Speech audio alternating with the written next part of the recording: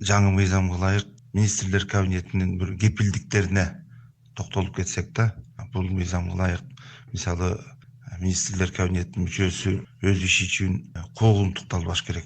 Министрлер кабинетинин мүчөсү эгерде кылмыш жоопкерчилигине тартыла турган болсо, ал президенттин макулдугу менен гана буга жол бериле турган болуп атат да. Мындан тышкары мамлекеттик сыйлыктары бар чиновниктер камакка алынбайт эгерде кылмыш жасай турган болсо. Мындан тышкары министрлер кабинетинин мүчөсүнө барандуу социалдык пакет берилет. Медициналык жактан камсыздандырылат. Атайын турак үй берилет. Бирок ал менчиктештирилбеш керек. Отставкага кеткенден кийин ал үйдү бошотуп бериш керек деген жоболор бар да. Албетте, эми мындай жеңилдиктер, кепилдиктер, артыкчылыктар көп эле өлкөлөрдүн өкмөттөрүндө, мамлекеттик бийлик органдарында бар да. Мисалы, Германиянын өкмөтүн алып көрөлүчү.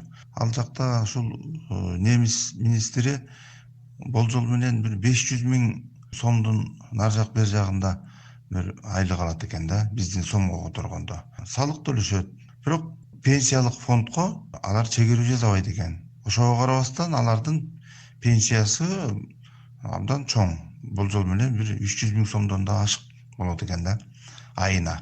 Ошол эле мезгилде Германияда чиновниктерге медициналык камсыздандыруу каралган эмес.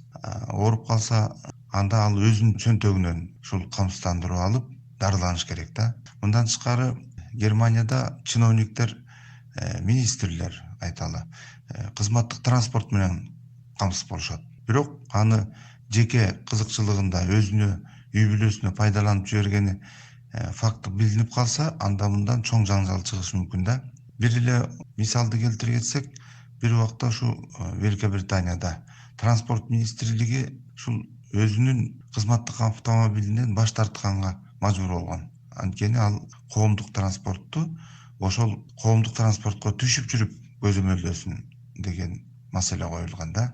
Эми Америка Кошмо Штаттарында мисалы чиновниктерге бонус катары аларда дагы ушул медициналык камсыздандыруу каралган, ушу биз сыяктуу эле да.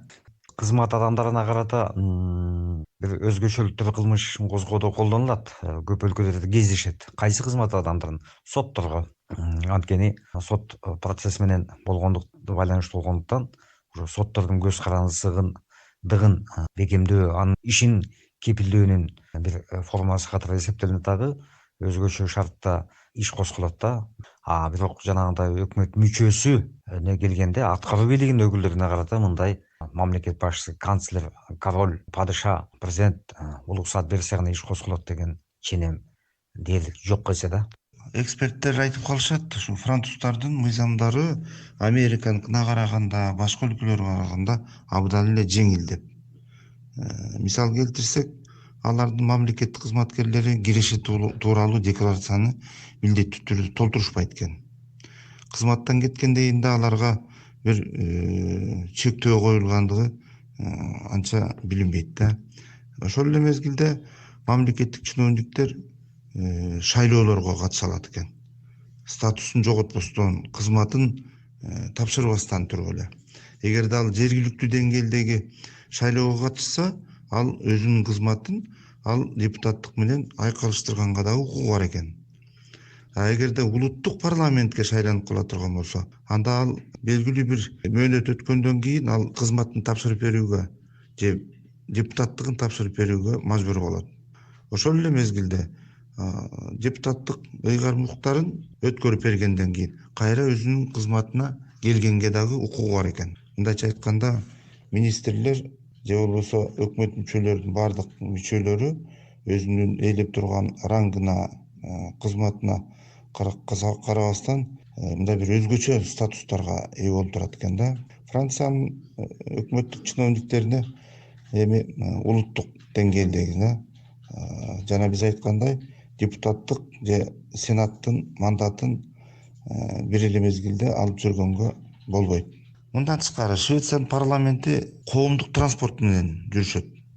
Эгерде аларга автомобиль керек болсо же бир жака жетүү керек болсо, аларды атайын ушу өкмөттөгү автобустар менен же коомдук транспорт менен жеткирип турушат